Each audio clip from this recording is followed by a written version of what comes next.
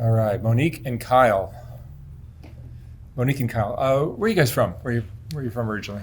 I'm from Boston, Massachusetts, originally. And Monique? And I am from Van Nuys, California.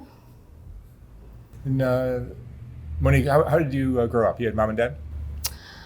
Mom. No Yes, dad? I had my mother, no father, no. How would you describe your childhood? But first comes my chaotic. I had a lot of siblings. It was never lonely. It was always, like I said, chaotic, fun, good times. No abuse or anything like that? Yeah, I did experience watching my mother get abused by different boyfriends, and verbal abuse as well on the children. You know, myself and my siblings. There's 7 of us. Oh, really? And Kyle, how was your childhood? It was pretty good for the most part. I grew up with my mom. It was just me and my mom for a while, and my stepdad came into the picture. But growing up with just my mom, I thought it was normal. And then when my stepfather came to the picture, I thought he was my real dad. I didn't know the difference between stepdad and dad until I was 18. My mom told me that he wasn't not my mom, my cousin told me that my stepfather wasn't my real dad. And that's when shit started getting kind of chaotic. I started asking questions like, who's my dad? But yeah, I graduated high school. I played baseball my whole life, and I'm a big sports guy in baseball. I love it, but as soon as I dipped into the drug world, I lost everything. What age did that happen? 16, 17. Was it your friends that introduced you to it, or? Yeah, in high school, in middle school and high school, I got bullied a lot because I had to, my learning was a little slower than everybody else's. So I got bullied for it, and because of that, I had to find friends that that I kind of fit in with and that would have my back. And the group of friends that I found were people that were doing drugs. And that's that. I just never split up from them. You finished high school though? I finished high school. You came out to LA? I came out to LA 4.5 years ago. I chased a girl that I met back home. I chased her out here and had a baby. And I relapsed. I was sober when we had our baby. And I relapsed when my son was 4 months old. And the people, they were gonna come take him away from me. They were gonna come take him away from me and my baby mama if I stayed around, because I was the only one using drugs. So I had to go homeless, and that's when I became homeless in California. And I just never got back on track. What is your drug now? I smoke fentanyl right now. I injected heroin for 14 years, and I graduated to fentanyl. Only because it's cheaper and it's easier to get. Easier to get, for sure. And Monique, how did your life go after you left home? Leaving home wasn't so hard, I guess, because I was always in the streets as a child, running the streets with my brother, my sister. But at 12, I started drinking. It would be like a shot or two for Christmas, I think New Year's or whatever, and I liked the way it made me feel. I felt superior, I guess. I felt like invincible, the liquid courage. I was always outgoing, but that made it a little bit better. I was a tomboy. I could hang out with anyone, really. Tough crowd. But after I left, I was in and out. I was always getting kicked out or just leaving because I didn't want to be there. I'm not really good with authority or rules. So I really became an alcoholic when I was 21 up until my late 20s. And then I started doing cocaine at 25. And then I liked that a lot. I would do like the alcohol, cocaine, and Xanax, all together. And that just became much. I was wild and mean. I was a mean drunk, very like vulgar and disrespectful to my family, more so than anyone, which is odd. But as they say, you hurt the ones that you're closest to, right? That you can get away with, too. And the one you can get away, yeah, because you're not gonna. They'll forgive you eventually. I don't think your mom's really gonna put you in jail right away when you punch her in the chest to get your car keys back. I've gotten 2 DUIs, which I've taken care of all that now. But yeah, and so I became really bad with that, with the mixture of those 3 drugs, and I took myself to rehab, and I got off everything, and I met Kyle in rehab, and they always say, those relationships don't work out. You need some time, at least a year, sober. But we've been together since then, and I lost my kids during the time I was drinking. So I lost them, but they're with the family. I have 4 boys now, but then I only had 3 boys. I started doing. Did you lose one of your children? I didn't lose them, but I still have. When you say you had 4. I had 3, and I lost them to the system. Oh, I see. Yeah, and someone had a baby. And then we had a baby not too long after we met. But around that time, when I was still drinking, before I went to rehab, or after, I think. No, it was before I went to rehab. Like, I went downhill. When they take the kids away, you're supposed to get better, do classes, parenting classes, and, stuff like that. But that was a little much on my life, especially if I had to get a job and stuff. I can't go to a job and say, I have to need this day and this time. But it was hectic. It was really hectic, and I went downhill. And so that's when I went to rehab. I met him, and I graduated after 60 days. And I started doing meth in the streets because of the drug he was on. I wanted the heroin. I wanted to stay up and make sure that I could watch over him so that he wasn't dying, in my hands. And I stayed with him in the streets because I didn't want him to be alone. And I thought in my head that would be the worst way to go out, is to look around you and see no one with you in a tent and in the cold, So I started using meth around the age of 31, 32, and I've been doing it since. So I could say it has been a downhill battle, but I've become very humbled to the experience of being homeless. And, the knowledge of the heroin use, because my father was a heroin addict. And he died from it. He caught Hep C and AIDS, but the Hep C killed him. So I now wish that I now wish that I could have at least talked to him about it and say that I understand, rather than being so upset with him. Do you feel like it's a genetic thing that you may have inherited from him? It's definitely genetics, because my mom's side of the family, they've all been on methamphetamine. And my father's side, they've all been on drugs. My aunts, some aunts from that side, as well as my father. My sister also. My siblings, we use. So a lot of your family is. A lot of my family has been on drugs, yeah, and I don't think they're ashamed, and I'm not really ashamed to say it. It's an experience in life, and a lot of people go through it. No one's better than the next, and I could say honestly with a straight face that I'm not ashamed of the drug use. It's just another stepping stone to the rest of my life, wherever that'll be. Would you guys describe yourselves as happy? We're happy. It's definitely hard. It's really hard. It's like a hard happy. I think we can, yeah, it is a hard happy. I think we could definitely be happy if we cut a lot of the outside world out of our lives, because he tends to go based off a lot of what people think, He's very closed, and I'm more of like an open book, a social butterfly. He's like the calm to my storm. He's the calm to my storm, and sometimes I really do need him to be like, stop.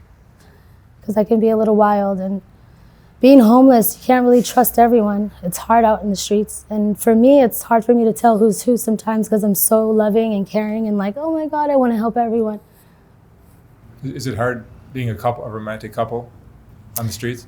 Yes, definitely, especially when you're both good looking. Yeah, no, you guys are both handsome and beautiful. Thank And you. I can imagine you're going to get into.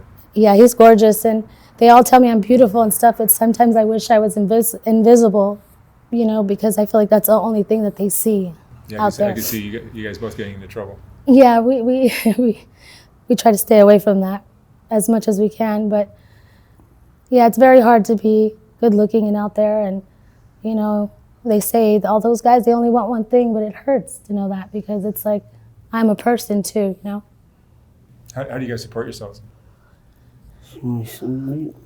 We do what they say, the hustle, in the right ways. I'll go boosting if I have to. I don't really like it, but if I gotta steal from stores, I'll steal from stores. I'd rather steal from stores than people. I'd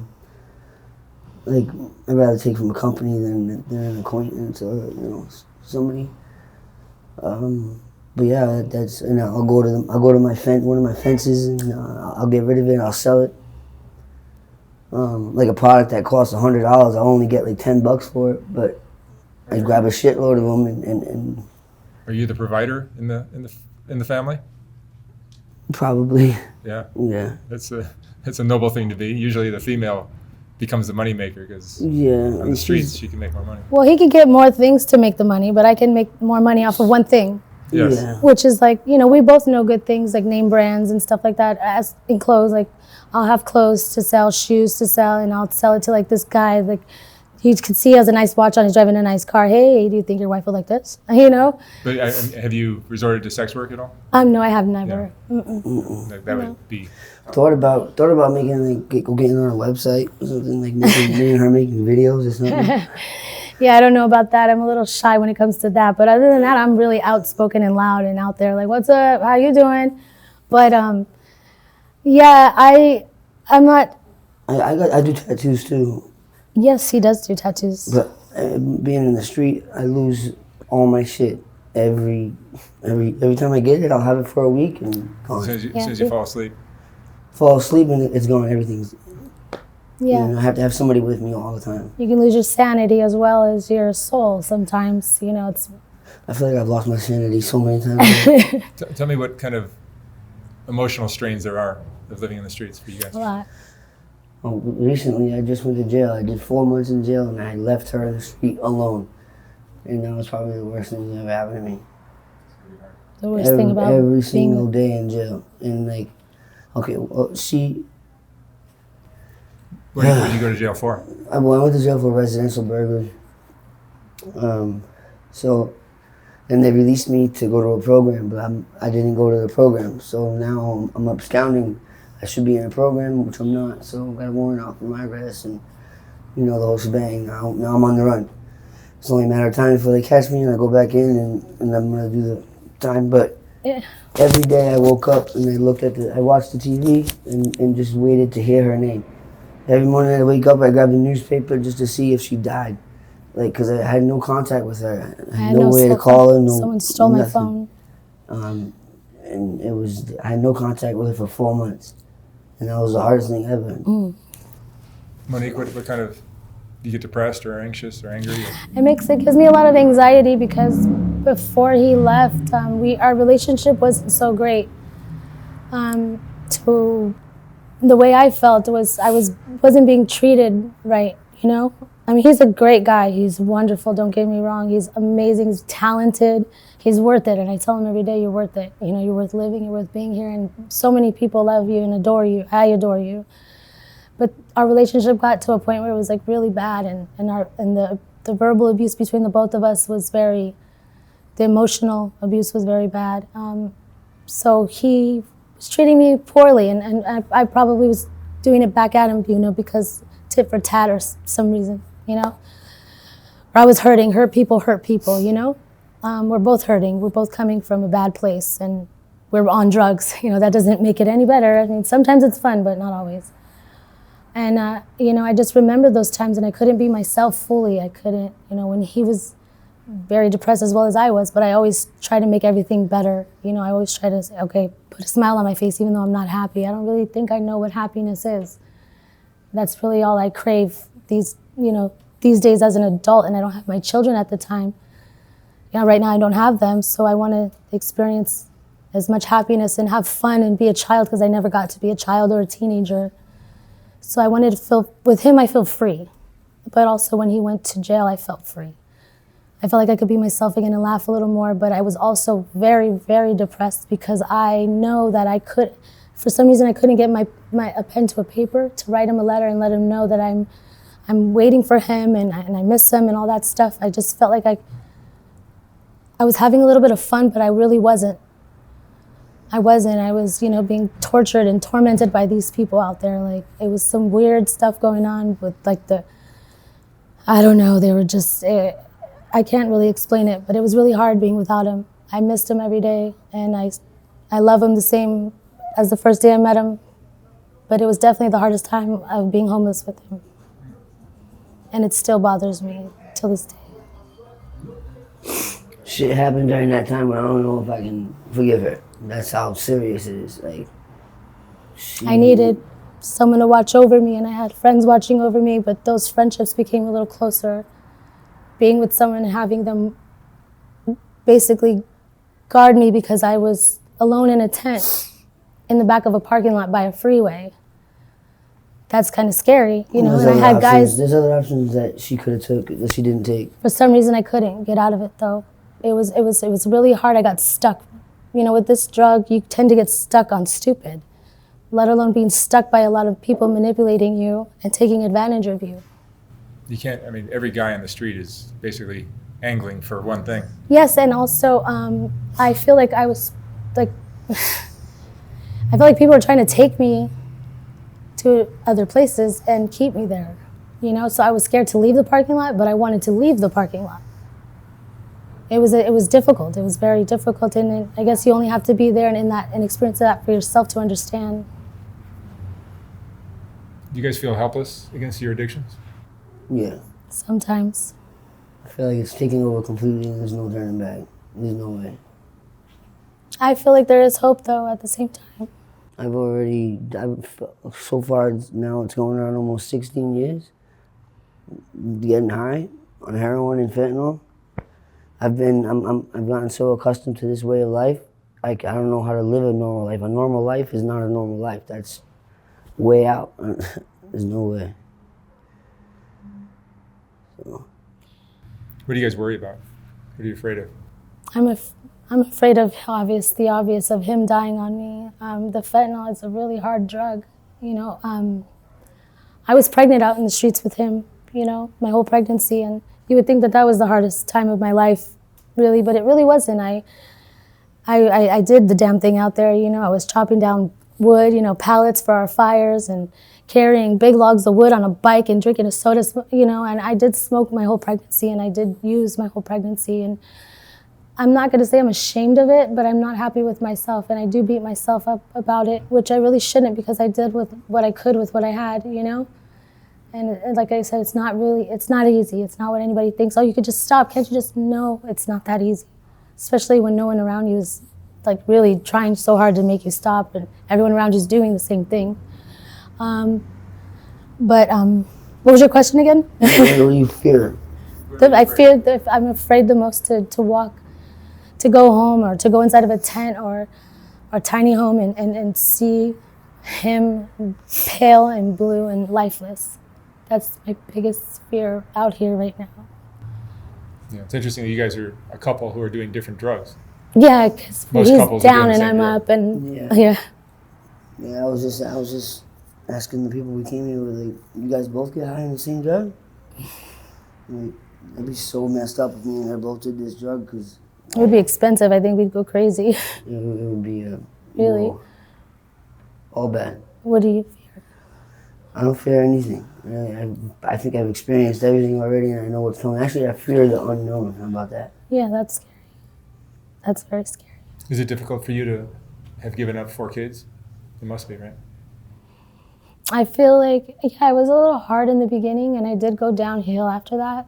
It was because of them I went downhill. A lot of people would think, oh, he's not doing anything for you, and this, and the other. I said, I made that choice to be out here. He didn't do it. He's not making me do this drug. He's not making me be out here with him. I made the choice. You know, I went downhill, but way before I became homeless with him in the streets. But it was difficult not having my children. It still is difficult. I haven't talked to one of my children or seen him in 3 years, almost 3 years, you know. I have a 4-year-old baby that I don't really talk to, and I was really afraid to hear his voice change. We have a 1-year-old together, and to make that decision and to not really want to know him because I find it easier, you know, to not have him with us. But he's with my cousin. Everything's just fucked up, you know, the system, the way they treat us and the way they have us do so many things when they know we're addicts and we have mentally we're not all there, you know, we have to get help and take meds. I think beneath the drug addiction is a mental health issue. It is a mental health issue, you know, and it goes hand in hand with mental health, you know, because they put them separate, you know, they categorize them separately, but it's all the same shit, you know, we got screws loose, you know. I'd like to think that, and it's hard, it definitely is, and it takes a toll on you after a while. All you want to do is just forget about everything and do more drugs. Just go party and feel free and feel Not anything. even partying. It's not even partying. Doing drugs. It's not partying. Just Not staying to up me, and you trying to know. go On come an up opiate, and you're just trying to get well.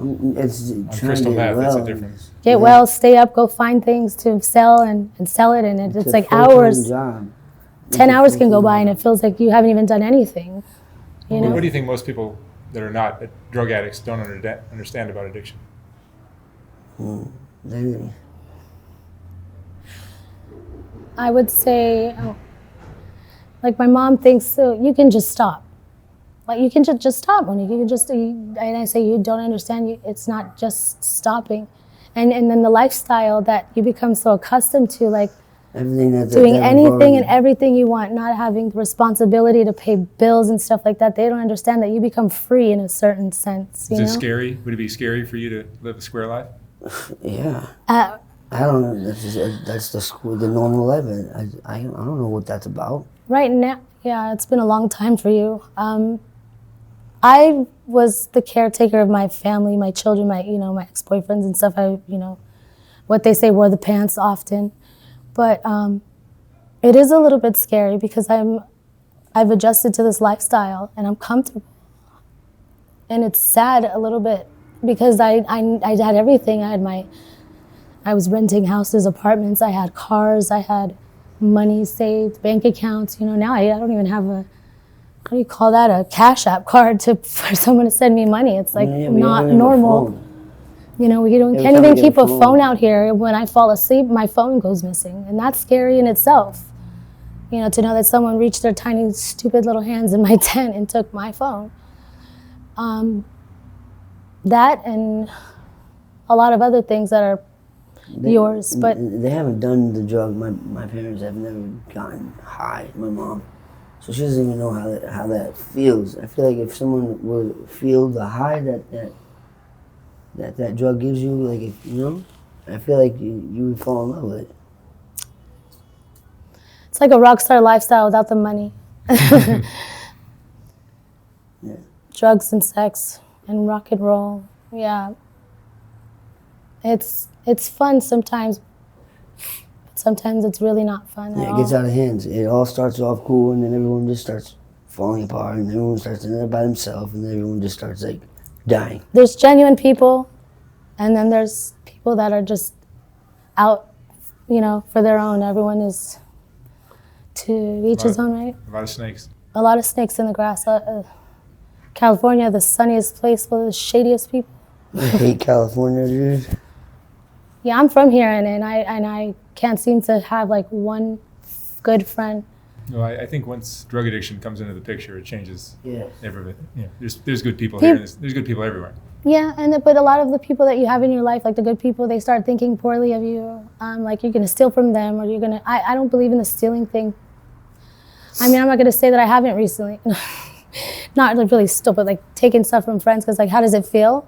But I still have it. Here you go. Don't be a jerk and don't ever take from me again, you know? Or I'm going to start taking from you because the one you don't think's going to do it will eventually But the stealing thing from each other is bullshit, you know, because you could be taking something so precious and valuable to that other person. And it really sucks when you do lose everything, because not only have we lost storages, but we've lost everything. And then lately it's been multiple times I've lost everything in a shopping cart. What are your regrets? Do you have regrets? I have regrets, yeah. I regret relapsing this recent time when I had my first child. I regret relapsing when he was 4 months. It was it really tore me out. Before I came to California, one of my best friends says, California's either gonna make you or break you, bro. Eat you up, chew And you I'm up. like, all right, cool. And like, you know, it was making me. I was becoming somebody. I was becoming a tattoo artist. I was becoming the person I wanted to be. And this one fool came to my house to get a tattoo, and he bought some heroin. And I was clean, and I'm like, oh shit, like I haven't like been in this position before where someone came with some shit like my drug. And so like my son was 4 months old, and I ended up getting high. I couldn't say no to it. I couldn't say no. It was really messed up. It was really messed up, dude. Yeah. Yeah. Yeah, I regret that. I regret that. I regret listening to other people's bullshit and believing lies and having it turn out for the worse for myself, because I believed what someone said once, and it ended up going into me overdosing. I found some drugs in the dirt, you know. I was really angry at this one, throwing his stuff in the middle of the street, tearing up his tent with a knife, cutting it open. I got tired, so I was like, oh, I remember I found this little sack in the dirt. So I ended up hot railing the whole bag, and it was fentanyl. And I didn't know. I didn't even know what fentanyl looked like at the time. And I didn't know I was like 2 months pregnant at that time as well. And I overdosed, and I went out, and I was dead maybe for about 5 minutes, 5.5 minutes, and they were just waiting for that 6 minute for me to start shutting down and take me in. But at 5.5 minutes, I woke up. But before that, I saw me and my kids in bed after a shower, and I finally, you know, I laid down and said, finally. And I heard, slow down 3 times, and I woke up. I regret believing other people. I regret going against the love of my life, my best friend. All because someone told her I was with some girl at a hotel. Never happened. And she believed it and went and did that. And my regrets are just going against everything that he's said, and it's like I told you so, like a slap in the face, you know, like I should have listened. People on the street will say anything to get to her. And I'm very vulnerable and very weak sometimes, and I think you could see it all over my face when that happens, because every time I've been weak and vulnerable at something stupid, I let some stupid idiot come into my life, whether it's a man or a woman, and take over, you know, it's pretty shitty. Sometimes I'm too nice, but my heart's so big, I want to help everyone, and I want to help the homeless, and I want to help the youth, and I want to help so bad, but I can't help everyone, because when it's time for me, who's going to be there? You know, and the one that I expect to be there the most and will be there for me no matter what, I would have hurt him by then, you know, and it sucks. What would you guys say is the most important thing you've learned in your lives? Money and all that stuff way up there is not everything. I've learned to, it's not the quality of things, it's not the quantity of things, it's the quality. I don't know, dude. I guess I don't know. You're still learning. Yeah. Yeah, we're still learning, and you know, like I said, the quantity and quality of things, it doesn't matter if most of the time we've been together he's been terrible, or how many times, you know, the good and the bad outweigh each other, but this one time, you know, I had given birth to our son, and I'm in the hospital, and I woke up with this Quiet Please t-shirt laying on top of me, and my nails were painted, and my makeup was done, and I've got to say, no matter, I don't care how much someone has done, what a guy has done for me in my life, how much money the guy has, whatever the hell, I'd rather be homeless in the street with this one and woken up to that after giving birth. It was the cutest thing the most precious thing I've ever seen in my life, you know. I'll never forget that. All right, Monique and Kyle, thank you so much for sharing your story. Thank you. Good luck with you guys. Thank you so much. Good luck. Thanks.